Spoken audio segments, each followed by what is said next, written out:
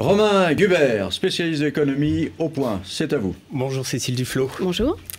J'ai pas mal lu votre programme ces derniers jours et j'ai vu que ce qui revenait souvent, c'était travailler autrement. Moi, je voudrais que vous nous expliquiez ce que ça veut dire. Vous allez faire un débat tout à l'heure avec Hervé Novelli sur les 35 heures, donc moins sur la réduction du temps de travail, mais travailler autrement quand il y a énormément de Français qui cherchent d'abord un emploi, qui cherchent d'abord à travailler. Au-delà du slogan, qu'est-ce que ça veut dire travailler autrement? Mais vous avez raison, il y a déjà un premier vrai sujet, c'est qu'on a entre 4 et 6 millions de chômeurs réellement dans notre pays. Et que dans le même temps, on a pour les gens qui travaillent, un certain nombre de gens qui ont un temps partiel imposé ou qui travaillent avec un niveau de stress qui est très élevé. La France est un des pays où la productivité est la plus importante et où la souffrance au travail est le plus important. Et là où vous avez raison, c'est que l'argument du chômage, depuis les années 80, on va dire, a tué tout débat sur comment on travaille. C'est-à-dire qu'à partir du moment où on dit « vous devez déjà être content d'avoir un boulot », on ne peut plus exprimer le fait qu'on est soumis à une pression au travail très importante parce qu'on a comprimé la masse salariale dans un certain nombre d'entreprises, par idéologie souvent, hein, parce qu'il fallait faire des annonces sur la réduction du nombre de postes et que ça c'était favorable. On partage le travail, le travail est un gâteau non, qu'il faudrait couper en petites tranches. Cet argument-là m'énerve au plus haut point. Parce que le truc inverse, c'est de dire oui, le travail est une charge et si on pouvait n'avoir absolument aucun individu à être juste dans la logique financière, alors ça irait mieux. La question, c'est de savoir qu'est-ce que c'est une société. Une société, c'est un endroit où vivent ensemble des personnes qui ont des modes de relation qui passent parfois par des activités de nature associative, parfois par l'emploi, parce qu'on oublie que le travail, ça ne doit pas seulement être un lieu de production économique, mais c'est aussi un lieu de relation. On le voit quand il y a des entreprises qui ferment. Pour certains, c'est un drame, pas seulement parce qu'ils vont se retrouver au chômage, et même si on arrive à pallier les problèmes économiques auxquels ils vont devoir faire face, mais parce qu'on rompt aussi toute une partie de leur équilibre. Ce qu'on oublie aussi, au-delà du partage du temps de travail, qui est quelque chose d'important, parce que c'est une conquête sociale. Travailler moins, avoir plus de temps pour sa vie, c'est le sens du progrès social de toute l'humanité. Hein. On parlait de ça tout à l'heure avec Hervé Novelli. Mais sur le deuxième élément, c'est ce qu'on appelle le secteur de l'économie sociale et solidaire. Il y a tout un secteur qui n'a pas vocation à être marchand ou à dégager une rentabilité, mais qui est un secteur socialement utile.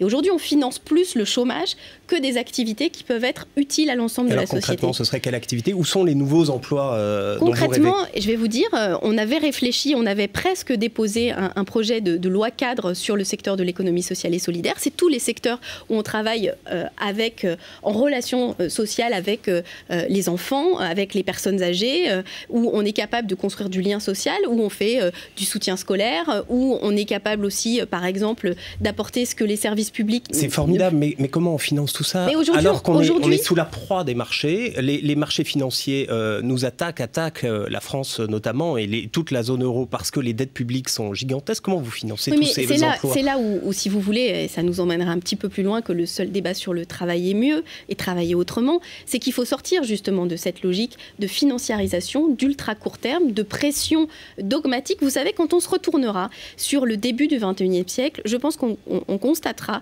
que l'idéologie finalement de l'école de Chicago, de l'ultralibéralisme, de la concurrence permanente, du court terme, de la rentabilité, et notamment de la rentabilité boursière comme seule et unique, aujourd'hui, les collectivités locales, et retournez-vous, et il y a quelques années, on n'en parlait pas, font des commentaires sur la notation dont elles font l'objet. Je crois que la région Île-de-France est endettée tous les mois, tous les ans, vous devez verser 40 millions d'euros de frais financiers. La région Île-de-France est considérée comme super bien notée, avec le triple A, et les maires ou les présidents de conseils régionaux se félicitent de leur notation financière, de quelques agences de notation dans le monde, quelques agences de notation, qui finalement vont avoir le pouvoir de dire à des dirigeants politiques...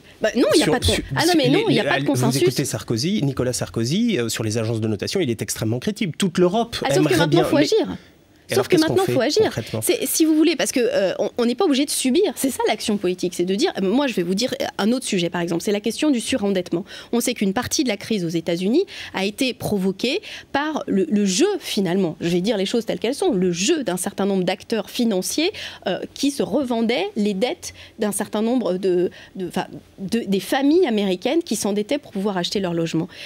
On doit pouvoir limiter drastiquement le surendettement. Aujourd'hui, il y a des drames en France. Cécile Duflot, mais ce que vous dit Romain, c'est que la France n'est pas une île.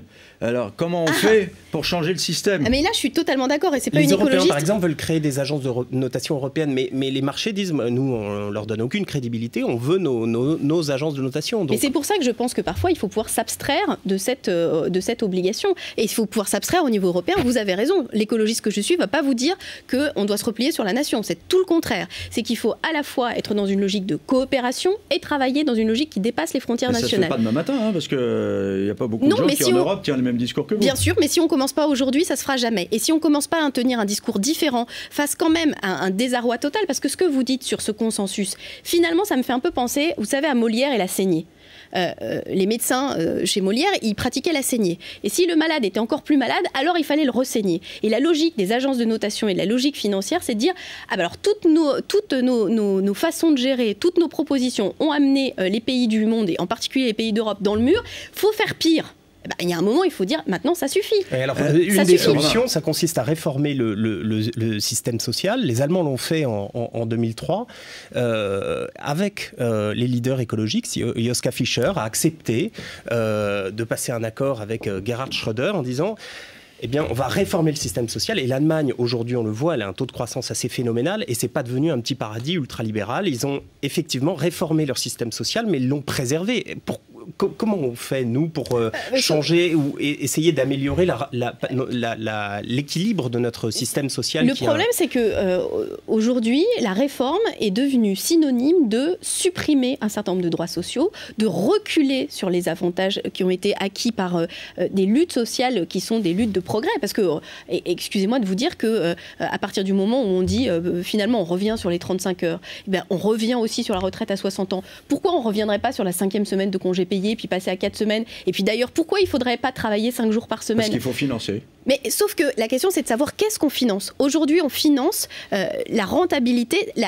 J'allais dire que pour un certain nombre de grandes entreprises, et je peux vous dire que, pas évidemment devant vous, mais dès qu'on discute un peu sans caméra, y compris des dirigeants de grandes entreprises industrielles, disent les obligations de court terme qui sont imposées par les agences ou par les analystes financiers empêche d'avoir des stratégies industrielles de moyen ou de long terme. Quand il faut annoncer ses résultats dans les 3 mois et dégager des bénéfices dans les 3 mois, on devient complètement fou. Et finalement, le monde économique aujourd'hui marche un peu comme un canard sans tête. On l'empêche de réfléchir à moyen long terme en l'obligeant à s'engluer dans des décisions qui devraient avoir des impacts sur le micro-court terme. Donc je pense qu'une des solutions, très clairement, c'est d'empêcher, j'allais dire, la spéculation permanente avec une taxe sur les mouvements de capitaux qui va freiner, déjà mécaniquement, qui va freiner tous ces échanges où parfois il peut y en avoir des dizaines dans la même journée. Eh ben, vous allez convaincre Mme Merkel. Hein. Mais je vais vous dire une chose, Mme Merkel, elle est quand même dans une situation qui n'est pas si confortable que ça politiquement.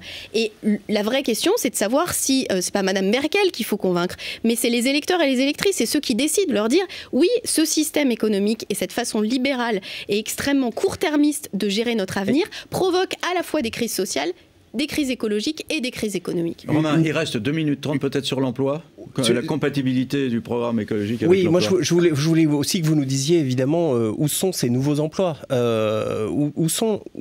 industriellement, est-ce qu'on peut imaginer un ministre de l'industrie Europe Écologie dans un pacte de gouvernement avec le PS qui, lui, croit toujours à la croissance? Comment vous allez inventer ces nouveaux emplois? Et où sont-ils? D'abord, il n'y a pas forcément à les inventer, il y en a plein qui existent. On travaille aujourd'hui, ça prendrait plus que 2 minutes 30, mais sur les questions de recyclage, par exemple. Le recyclage du papier. Aujourd'hui, on importe à peu près 60%, je crois, de notre consommation de papier, avec aussi des conséquences sur la déforestation, parce qu'on ne sait pas toujours avec quel bois, et notamment quel bois issu des forêts primaires, peut être fait une partie de la pâte à papier qu'on importe, alors qu'on pourrait recycler 80% du papier qu'on utilise. Mais ça crée combien d'emplois? C'est marginal? Non, c'est pas marginal, parce que si on rentre dans cette logique-là, si on rentre aussi dans une économie de la réparation, par exemple, où on n'est pas dans le gaspillage des produits manufacturés, mais on les répare. La réparation, c'est de l'emploi non délocalisable, de proximité et durable. durable. Les énergies renouvelables, par exemple, c'est 3 fois plus d'emplois par kilowattheure que l'industrie nucléaire, qui, elle, est une industrie avec énormément d'investissements matériels et pas d'investissements en personnes qui travaillent. C'est aussi ça, c'est aussi sortir d'une logique pas d'industrialisation, mais de mécanisation qui a privé, qui a fait le choix de la technologie, et parfois de la technologie vaine, sur l'humain. Je parlais de ce sujet-là avec Jean-Paul Delevoye, le médiateur de la République, qui, dans son dernier rapport, avait présenté de manière très intéressante la question de la souffrance des Français et d'une forme de dépression collective, et qui était notamment liée au fait qu'aujourd'hui, on est la plupart du temps, quand on s'adresse au service public, face à des machines téléphoniques qui vous demandent d'appuyer sur des touches, de parler, qui ne vous comprennent pas. On a aussi le plus fort taux d'emploi public de toute l'Europe. C'est pas vrai. En Europe, pas dans le monde, et ça dépend des secteurs. Sauf que la vérité, c'est sûr. Vous parliez d'investissement public. Juste un mot. Par idéologie, on a dit on ne remplace pas un fonctionnaire sur 2. Sauf que, et y compris des responsables actuels de la majorité, savent très bien que du coup, on a dû payer des heures supplémentaires, qu'on a dû embaucher des contractuels, parce que quand on n'a pas une vision qui ne soit pas idéologique de ces questions, mais une vision pragmatique, quand la population augmente, quand les enfants augmentent, diminuer le nombre d'enseignants, c'est simplement aberrant. Et finalement, ça coûte beaucoup plus cher et c'est beaucoup plus grave en termes d'investissement sur l'avenir.